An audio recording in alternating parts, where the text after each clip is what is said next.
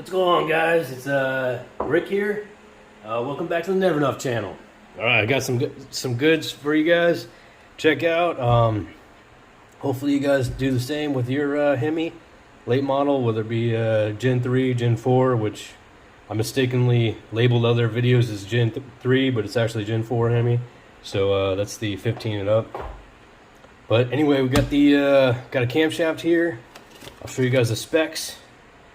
I don't want to go off the brand. If you guys want to know the brand, let me know in the comments, and I'll get that to you. So it's irrelevant. It's a grind. It's not custom, but it's straight off the shelf. There's your specs. Not trying to hide that, but so this is a non-MDS cam, which these are your MDS solenoids. So these are activated off of oil pressure. See the solenoids up here, and then you get a screen down there, if I can get it on the camera. But you got a screen at the end, and basically it controls the oil pressure to collapse lifters. So I'll do a whole nother video on that. I don't want to bore you guys, but if you're interested, let me know. Again, these are MDS solenoids. You see the screen at the bottom. I don't know if it'll focus. There you go. So there's a screen at the bottom. There's a screen kind of in the middle, right there. And then you got your MDS plugs. Now, if you guys have a Challenger manual, 6-speed, I think 5-speed, they're going to have these plugs in them from the factory. And these are factory plugs. There's your part number right there. I'll put everything in the comments below, or the description. And that way you guys can order these. You'll need 4 of these, and basically these are no more. I'm gonna hang on to them in case I go back to that 50th state where that 50 states smog compliant exist, and then I'll put them back in, do a cam, maybe a blow or something. We'll see. But anyway, this is a boost cam, and with that I got some comp lifters. So comp lifters, I'll show you guys the difference between them on this video, and I'll do another video after, just kind of outlining all of them. I'll break down a MDS lifter and show you guys that it does collapse, so just on oil pressure. Let's see, you got the limiter. You're going to need a late limiter if you put a bigger cam in.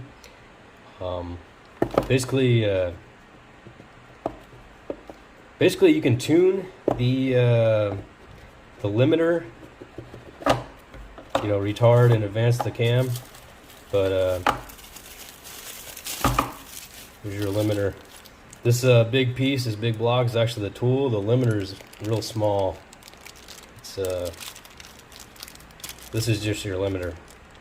The other part is the tool. So this is the only piece that goes in your engine. This piece right here. So there's instructions in here. You can lock it out, or you can limit it. My whole thing is I'm already deleting MDS, which great system if it works. You get about 3 or 4 miles per gallon. If you have a daily driver, that helps out a lot. Say the end of the month, end of the year, when you tally all your gas receipts. So, but let's be honest, we didn't buy a Hemi for fuel mileage. But great technology here. Of course, we're bringing it back to the dinosaur era and removing all this stuff. So didn't want to remove the VVT as well. So once you lock the VVT out, it's no more. You can't go backwards. So but with this, it actually limits it, and you can enjoy the variable valve timing that these cars are equipped with. So I didn't want to go ahead and remove everything. Here's your lifters. Got them soaking in oil, so you can see how beefy these things are. Alright, so these are Hellcat lifters, and you might think they're a lot better than the standard 5.7 lifters. They're not. These are just non-MDS. I'll show you the MDS one when we get to it. But you see this bore, or the cylinder, there's no holes in it. The MDS lifters have a check valve in there, so where they can actually collapse. So you see this, see the roller area and the support for the roller, and then check out this this comp piece. You can see how big that support is around that roller. So not probably not needed, but my whole thing was these, I saw other videos, did my research. These do not have any way to oil the roller through the push rod. So your push rod sits right here, and there's no way that oil can travel through this lifter and lubricate this roller bearing. So hopefully the comp cams ones do. I'm not gonna break this thing apart.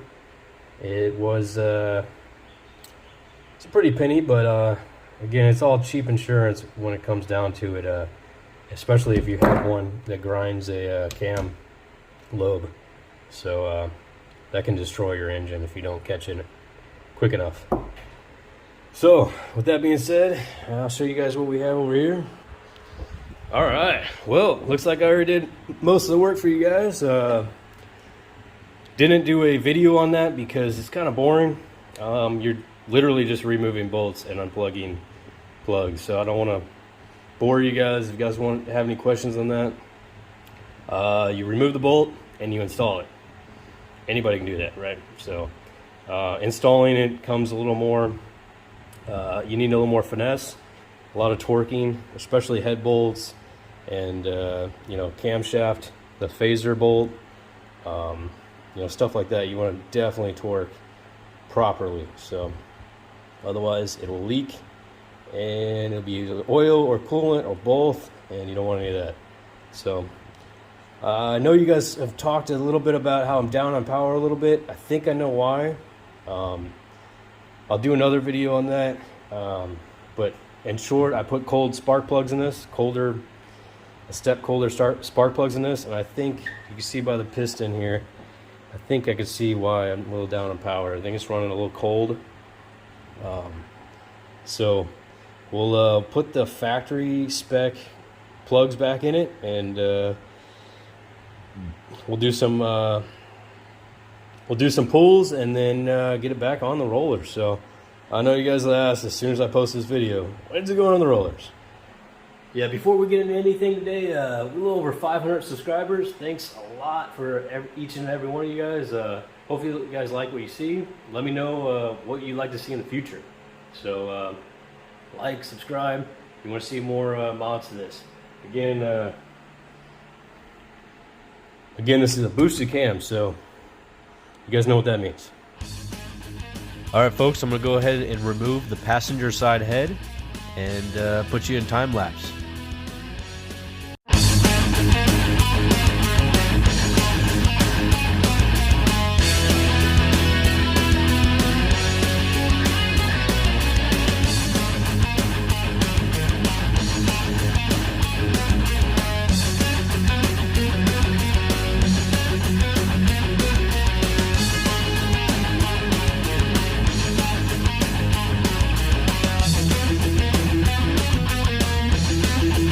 Two hours later.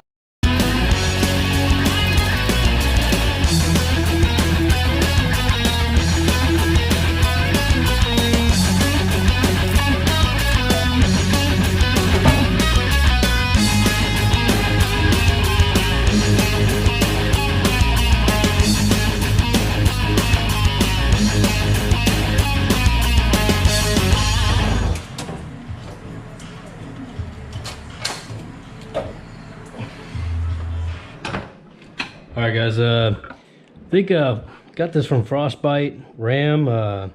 Put some tension on the chain. You don't have to really mess with it. You put some paint marks. Use a paint pen in 3 different locations on the timing chain and the phaser, and then the block. And then you don't have to mess with like taking the oil pump off, you know, dropping the oil pan, and you got to drop the oil pump pickup and all that. So kind of want to avoid all that. But I'm at the phase where we could start removing the cam. I got this tool, I made it last time I did a cam swap. It's just a socket extension welded onto a cam bolt. So works pretty well. Gives you some leverage to get that camshaft out of there. So yeah, you can also buy a tool, but you can't reuse cam bolts anyway. They're torque to yield as well. So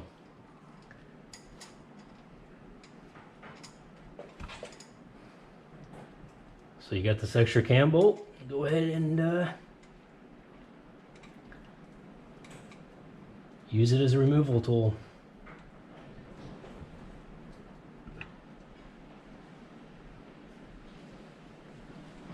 Now I got all the lifters out. Supposedly you can. I didn't have good luck last time, and the lifters didn't really stay in the trays. But supposedly you could spin the camshaft and it pushes the lifters up in the trays, and then you don't have to remove the heads. But I don't recommend that because a lot of you guys are going to be replacing the MDS lifters as well. So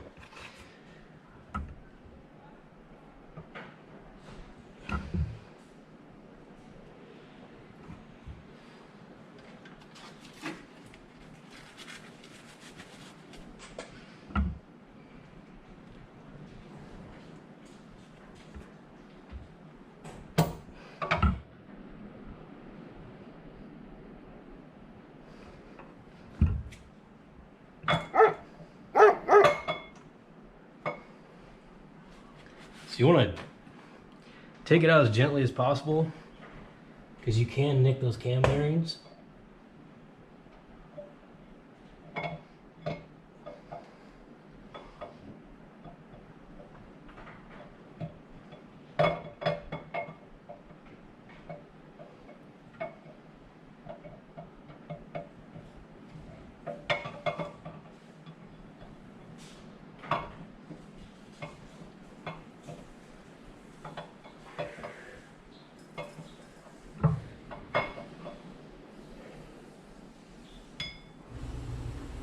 Alright guys, one thing I want to do before we install this new camshaft is weigh them. So got a hunch that the factory is heavier than the aftermarket. So again, this is a non-MDS, sorry, this is an MDS 392 camshaft, OE Mopar.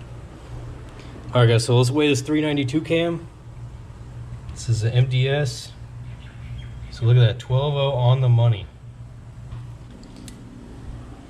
Next up, we got the aftermarket camshaft. So look at that, 10.8. That's a difference of 1.2 pounds. That directly correlates to more power. Anytime you reduce rotating mass, you definitely add power straight to the rear wheels. So that just shows you the difference from a billet to a cast. Not a whole lot of people do that. I like to weigh things and see what the factory is adding and the aftermarket is subtracting. So that could be your increase of power right there. I mean, it could be worth 10 horsepower of rotating mass alone. So not to mention the bigger lift.